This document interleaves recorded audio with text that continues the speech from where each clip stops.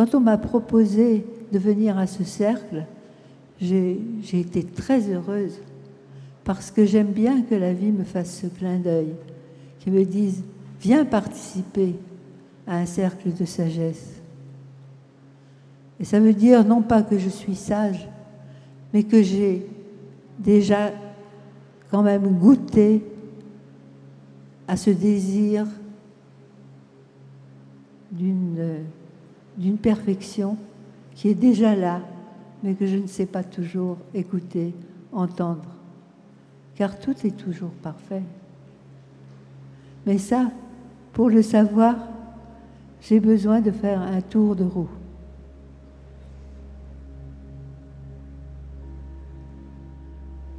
Nous partons du fusionnel initial. Le fusionnel, c'est vous dans le ventre de votre mère, mais c'est aussi à tout moment la façon dont nous écoutons de la musique ensemble, la façon dont nous regardons la beauté ensemble.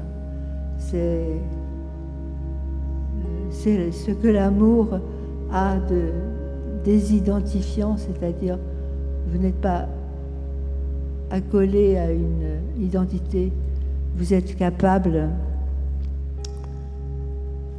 de vibrer avec l'autre. Et le fusionnel, c'est l'essence de l'amour. Et nous voulons toujours le trouver encore et encore. Nous voulons le recréer. Mais ce fusionnel initial est aussi pour nous quelque chose qui va nous enfermer. L'amour à la mère est un amour aussi englobant. Il peut être aussi quelque chose qui nous emprisonne. Et nous allons chercher à évoluer vers une différenciation. Nous ne pouvons pas rester l'autre, dans l'autre, avec l'autre. Et dans l'amour, c'est pareil. Nous ne pouvons pas uniquement connaître un amour collé, fusionnel, qui nous emmène à la fois dans la beauté de l'unité, à la fois c'est ce que nous cherchons infiniment toute notre vie, mais en même temps c'est quelque chose dont nous voulons nous différencier. Parce que pour devenir un individu, nous avons besoin de sortir, d'être dans la différenciation, d'être toujours plus nous-mêmes. Deviens qui tu es. Vous avez besoin de chercher toujours plus l'infinie originalité de qui vous êtes. Aucun de nous n'est pareil à l'autre. Et chacun d'entre nous peut faire des cadeaux royaux à ceux qui les approchent. Parce que mon miroir te renvoie ton miroir et que nous ne cessons de grandir les uns par les autres, que nous le sachions, que nous ne le sachions pas. Et donc, sur cette roue, vous voyez qu'une roue, vous le savez, a un centre, a un moyeu. Et ce centre, il représente le soi, S-O-I. S, c'est une majuscule. Le soi, c'est ce qui est à la fois ce n'est pas nommable, à la fois on ne peut pas le cerner, mais en même temps il palpite sans cesse en nous.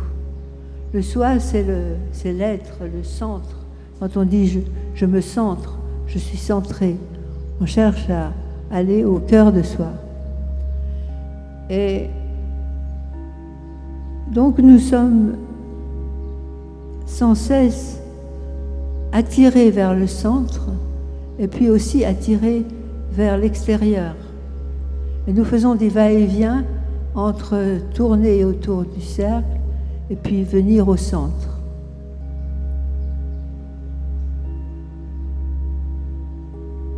La deuxième étape qui vous est proposée, là, c'est l'étape qui consiste à se différencier en tournant sur l'extérieur, mais remarquez que chaque fois, on a deux manières d'évoluer. On évolue en touchant le centre, le soi, et puis on évolue aussi en tournant sur la roue à l'extérieur. Vous me suivez? C'est un peu difficile, hein? Mais vous verrez, c'est libérateur. Donc nous cherchons à nous différencier et nous cherchons donc à exister en tant que personnalité. Mais en même temps, nous dirigeons évidemment vers... Nous essayons de rejoindre le soi et chaque fois le soi va nous aider à sortir de ce que la domination a de destructeur. Parce que, bien sûr, on peut être dominé ou dominant et on peut être exploiteur. Ce qu'on pourrait dire, c'est qu'à l'heure actuelle, dans notre monde, la domination, l'exploitation des uns par les autres est encore très présente. C'est quelque chose que nous aimerions, que nous cherchons tous à dépasser dans notre vie, mais à dépasser aussi dans les organisations politiques et autres. C'est une sorte de tenue générale.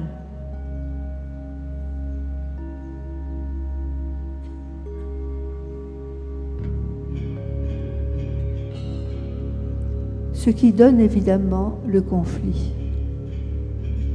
En fait, nous vivons encore dans la dualité du conflit. Une chose et son contraire. Et ce que nous cherchons, c'est l'unité qui est dans le soi. Mais notre difficulté, ça va être justement de trouver comment dépasser la dualité. Dominant et dominé. Dominant et dominé. Exploiteur et exploité.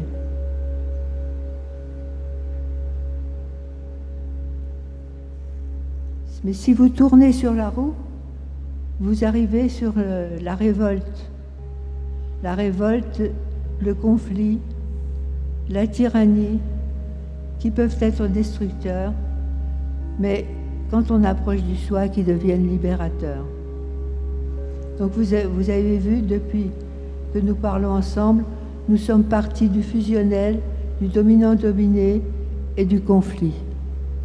Ce que notre organisation interne et notre organisation externe, c'est ce qui est difficile là dans l'instant pour poser les choses, c'est que je vous propose de comprendre que ce que nous parcourons comme étape à l'intérieur de nous, nous le parcourons aussi comme étape à l'extérieur de nous.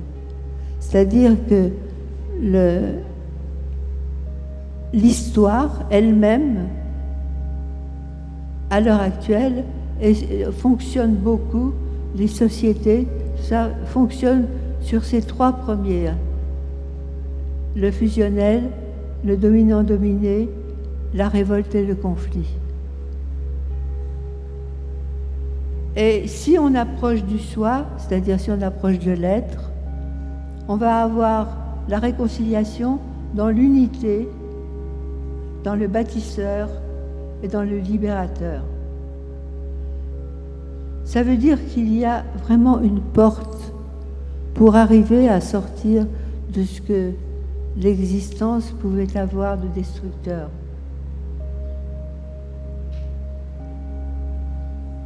Et à l'heure actuelle, on n'est guère plus avancé que ça. C'est-à-dire qu'on a franchi ces trois premières grandes étapes. On sait à peu près comment en sortir, comment y rentrer, comment en sortir. Et on aborde aussi ce que j'appelle l'éclairé mental. c'est-à-dire au stade suivant, on s'aperçoit que on peut être lucide près du soi, mais contradictoire sur la partie extérieure. Comment, par exemple, un homme votre homme va vous dire moi j'ai plus grand respect pour les femmes, je veux pas qu'elles travaillent trop, etc. Et puis en fait il va se comporter à l'envers de ce qu'il va dire. Et très souvent notre langage va être comme ça. Quand je disais les mots aux menteurs, notre langage va détruire, va d'une certaine façon détruire les bonnes idées, les bonnes intentions qu'on a. On va faire de bonnes déclarations d'intention et en fait on va s'apercevoir qu'on se comporte à l'envers de ce qu'on dit. L'éclairé mental, c'est donc à l'heure actuelle tous les beaux discours qu'il y a, par exemple à la télévision ou dans le monde politique ou dans le monde économique aussi, et puis aussi ce que nous allons véhiculer comme idée, comme croyance, comme on sera pas impeccable. On dira des choses et on en fera d'autres. On pensera qu'on ne doit pas trop manger pour être en bonne santé, et puis on mangera quand même trop. On aura, en somme, une coupure entre ce qu'on dit et ce qu'on fait.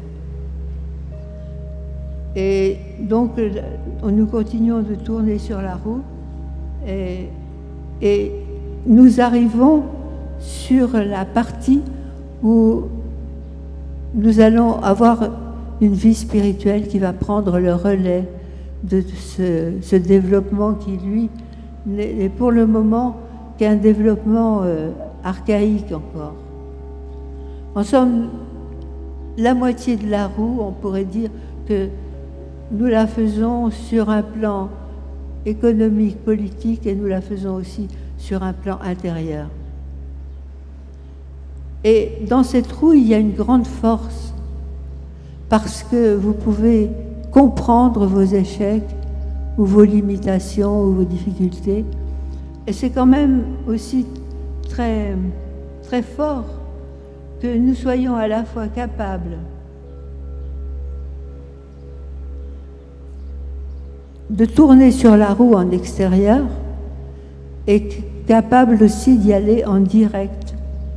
C'est-à-dire d'une minute à l'autre, vous pouvez retrouver votre centre, votre beauté intérieure, et puis où vous pouvez expérimenter quelque chose de plus difficile, mais tout en sachant que vous pouvez ressourcer par l'intérieur. C'est ce que nous tentons tous de faire, c'est d'être souple entre l'intérieur et l'extérieur.